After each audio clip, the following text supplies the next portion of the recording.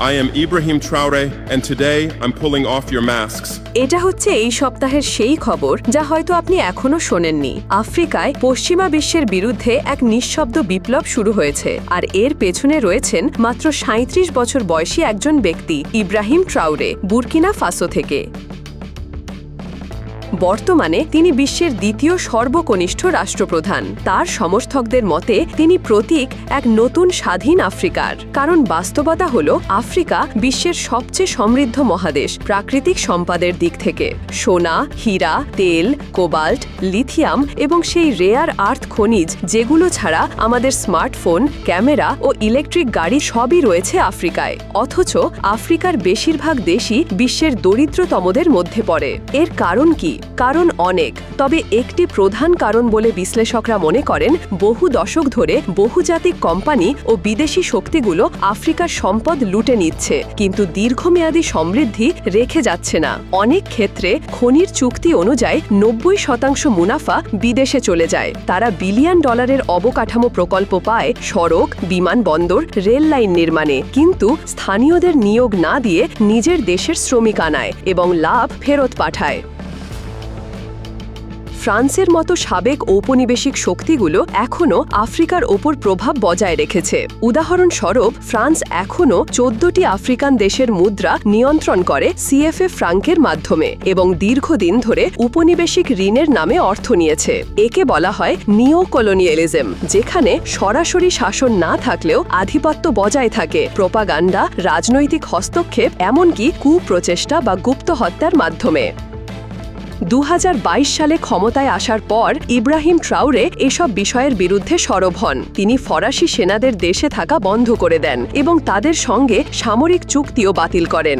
বিচার ব্যবস্থায় ঔপনিবেশিক যুগের চিহ্ন মুছে ফেলতে তিনি ব্রিটিশ ও ফরাসি শৈলীর বিচারকীয় উইগ নিষিদ্ধ করেন।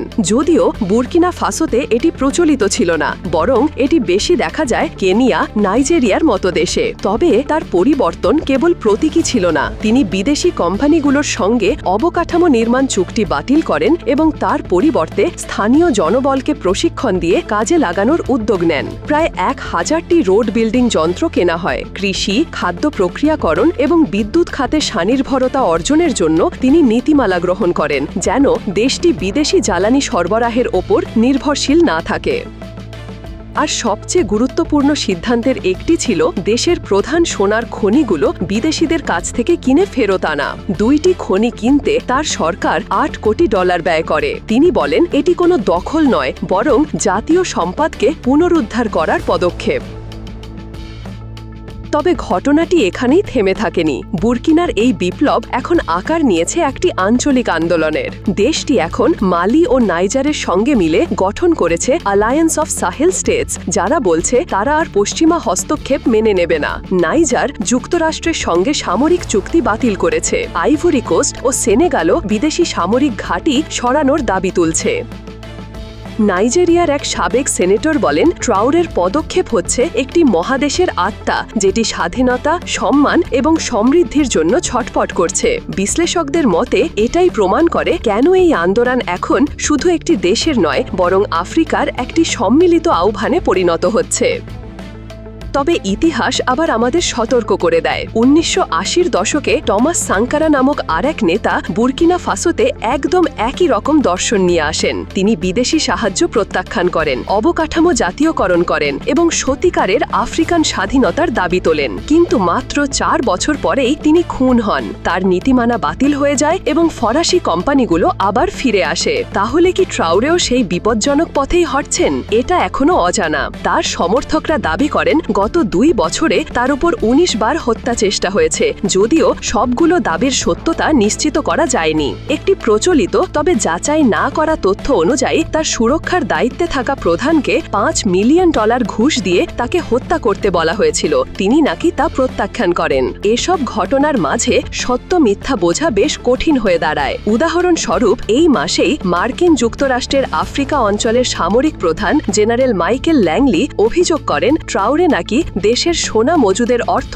সেনাবাহিনীর জন্য ব্যবহার করছেন, সাধারণ মানুষের কল্যাণে নয়। এই মন্তব্যে দেশ জুড়ে বিক্ষোভ শুরু হয়। মানুষজন রাস্তায় নেমে ক্যাপ্টেন ট্রাউরে দীর্ঘজীবী হোক স্লোগান দিতে থাকেন।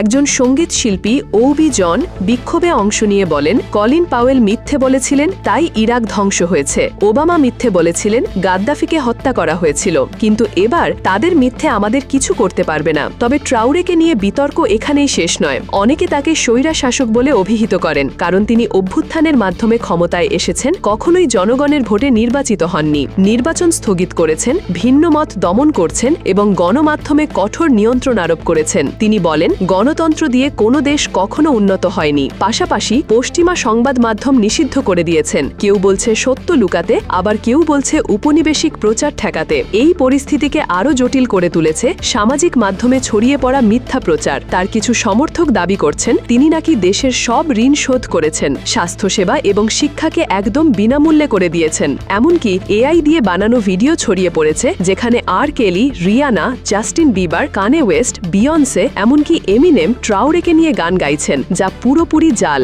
এই ঘটনাগুলো প্রমাণ করে ট্রাউরে আসলে কে সেটা বোঝা কঠিন। তিনি কি শুধুই ক্ষমতার জন্য লড়াই করা এক স্বৈরাচার, নাকি বহু প্রতীক্ষিত এক পরিবর্তনের পথপ্রদর্শক? আপনার কি মত? আপনি কি মনে করেন আফ্রিকা অবশেষে নিজের নিয়তি নিজের হাতে নিচ্ছে, নাকি এও আরেকটি বিপ্লব যা শেষ পর্যন্ত সেই পুরনো ট্র্যাজেডিতে গড়াবে? কমেন্টে আপনার মতামত জানান। ভিডিওটি ভালো লাগলে সাবস্ক্রাইব করতে ভুলবেন না। ফিরে আসছি এনএক্সবিডির পরবর্তী ডকুমেন্টারি নিয়ে।